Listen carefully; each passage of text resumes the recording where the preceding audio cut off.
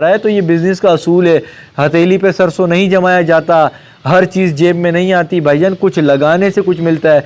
मछली भी पकड़ते हो ना तो उसके कांटे में कोई आटा लगाता है, कोई झींगा लगाता है, कोई छोटी मछली लगाता है, कोई बड़ी मछली लगाता है, कोई फेवरेट मछली लगाता है। जितनी क्वालिटी की चीज़ लगाता है उसी हिसाब से उसको मछली अट्रैक्ट करके उस दाने के पास आती है।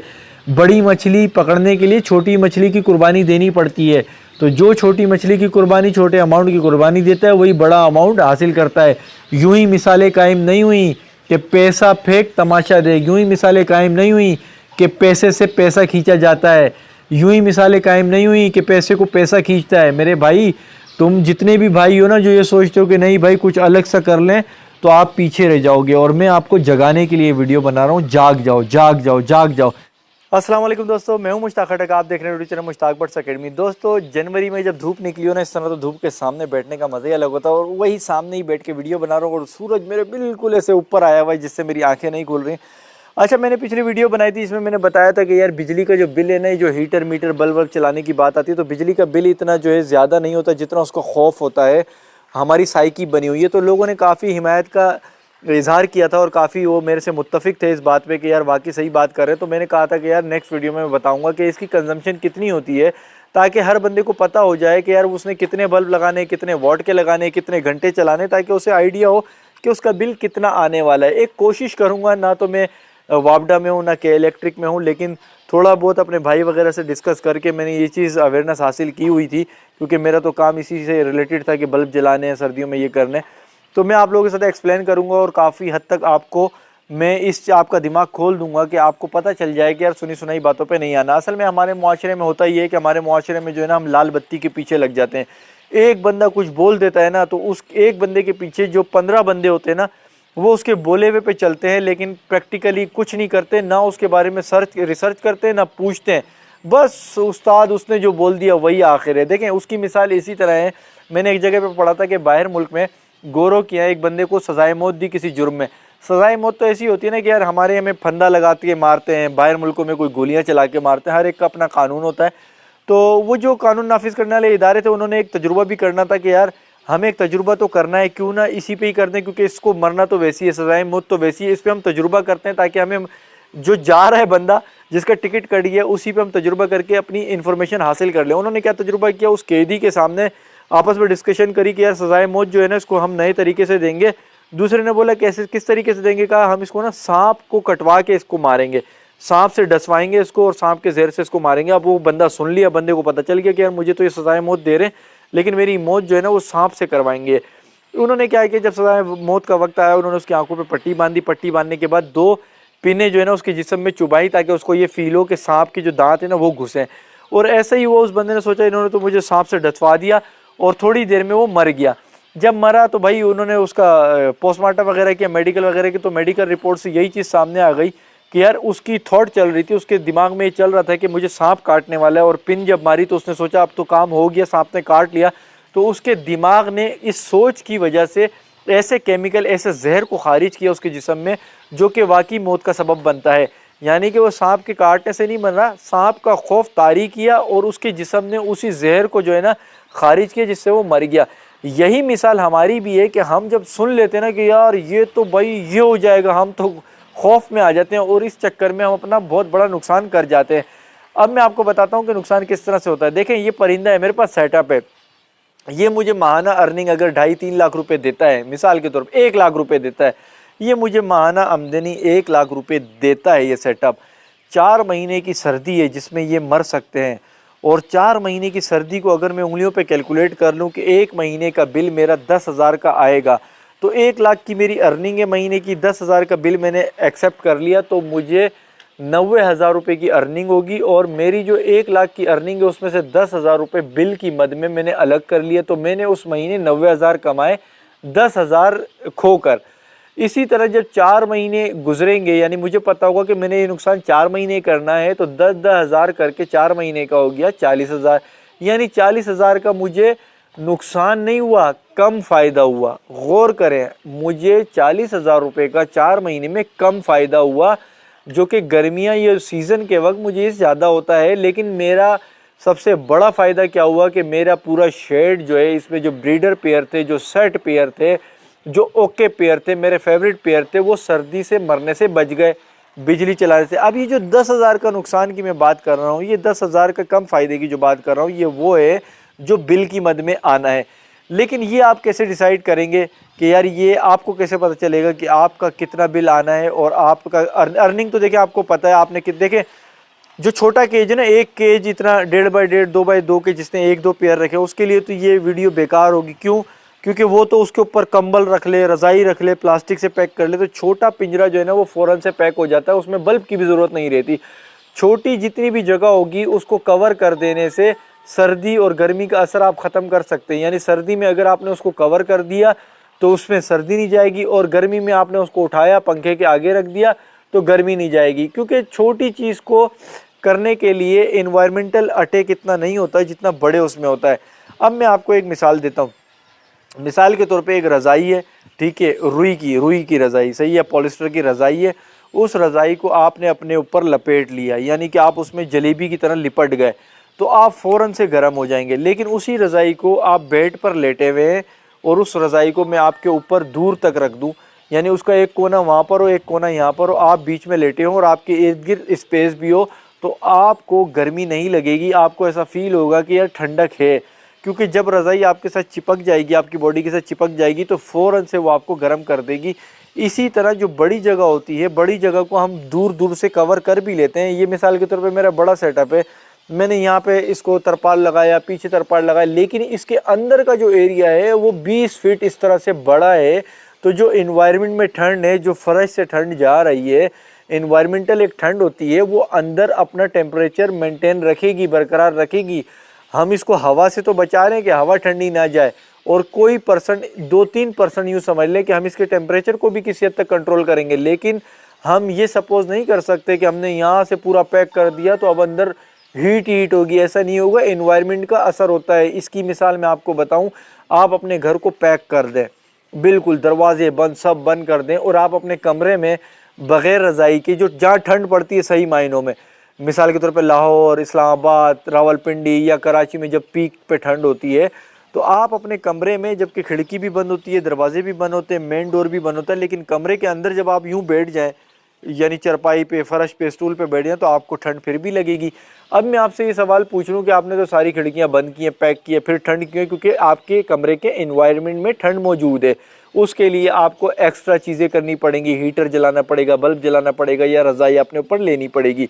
इसी तरह जो छोटी जगह होती है, जब उसको कवर कर दिया जाता है तो वो फिर कंट्रोल हो जाती है, और बड़ी जगह को कवर करने के बाद भी कुछ ना कुछ बल्ब, एडिशनल चीज़ों की ज़रूरत पड़ जाती है। अब आ जाते हैं कि आपको कैसे पता चलेगा कि बिल कितना आएगा, इसकी कंजम्पशन कितनी होती है, कैलकुलेशन किस तरह की है, ये वापडा वाले के, इलेक्ट्रिक वाले, ये यूनिट और ये सब क्या होता है। मेरे नाक़िस इल्म के मुताबिक भूल चूक हो जाए तो इग्नोर कर देना।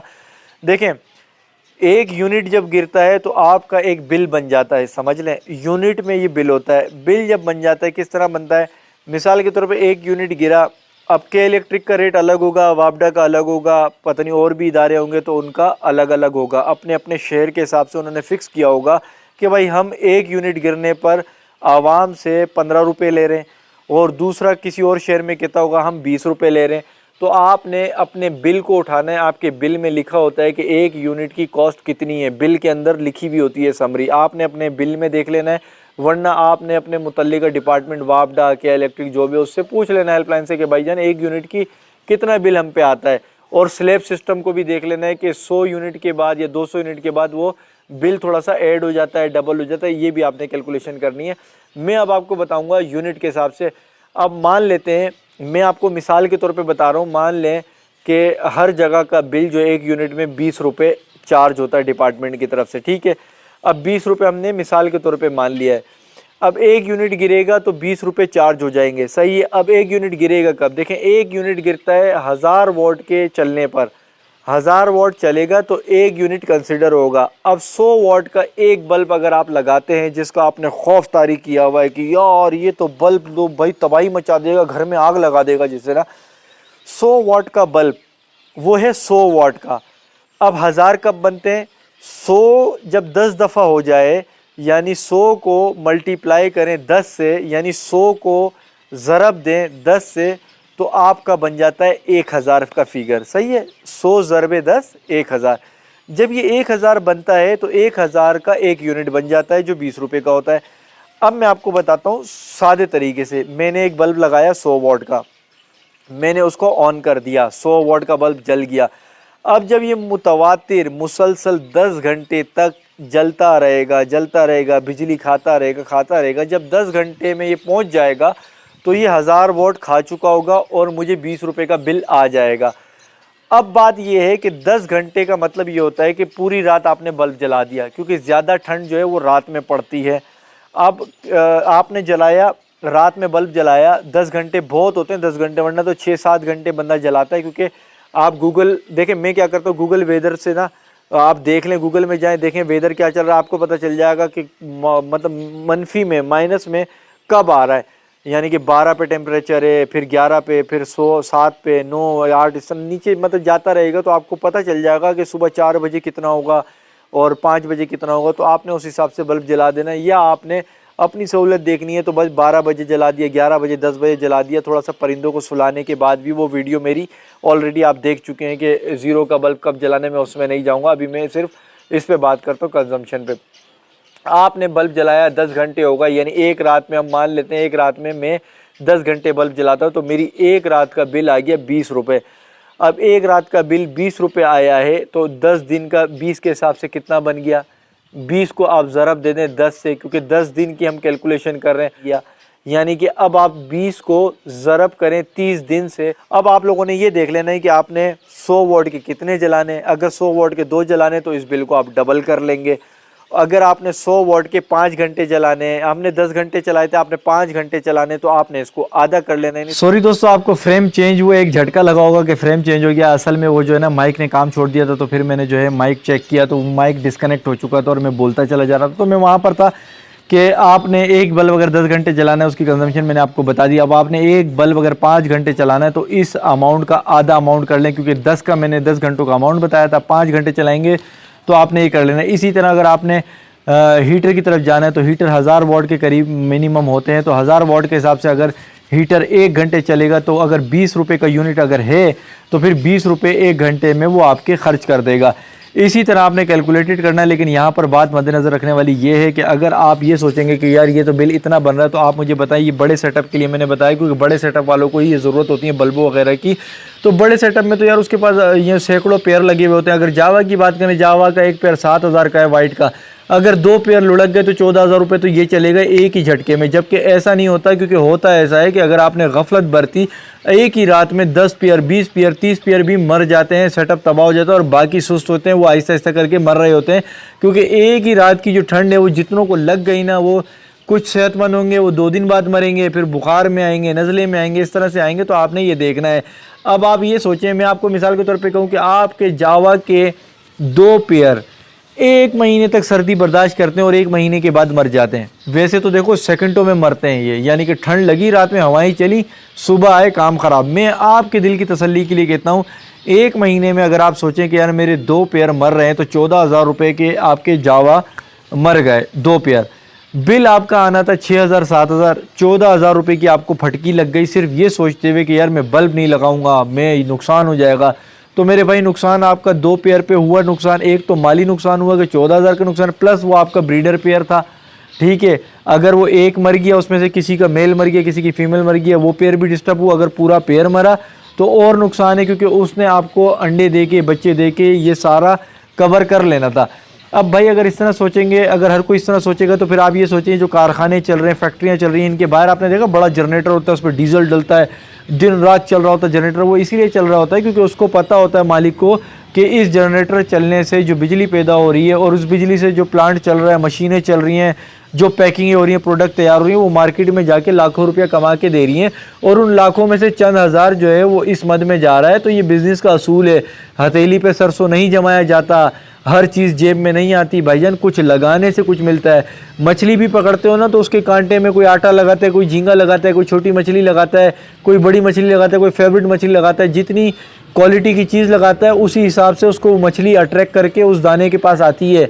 बड़ी मछली पकड़ने के लिए छोटी मछली की कुर्बानी देनी पड़ती है। तो जो छोटी मछली की कुर्बानी, छोटे अमाउंट की कुर्बानी देता है, वही बड़ा अमाउंट हासिल करता है।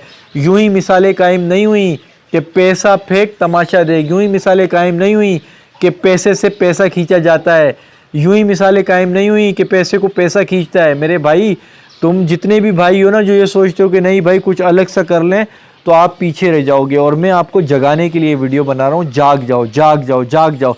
मेरा ये सेटअप मैंने मिसाल दी है। इस सेटअप में अगर मुझे 1 लाख रुपये अर्निंग होती है महीने की, 10,000 मेरा बिल की मद में जा रहा है, 20,000 भी जा रहा है ना, 80,000 मेरे पास आ रहा है। 80,000 से ज़्यादा फोकस में दूंगा। मेरा परिंदा बचा हुआ है, मेरा परिंदा सही सलामत है जो ब्रीड देगा। इस तरह सोचें, बड़ा सोचें, खुला खेलें, अक्लमंदी के साथ खेलें। मैं आपको मुखलिसी के साथ बिल्कुल डीप में जाके सब कुछ बता रहा होता हूँ, इसीलिए कि कामयाब हो जाएं, दुआएं दें। वीडियो पसंद आई तो वीडियो को लाइक कर दें, चैनल पे नए हैं तो चैनल को सब्सक्राइब करें। मिलेंगे नए टॉपिक पे, नई वीडियो का। अपना ख्याल रखिएगा। अल्लाह हाफिज़।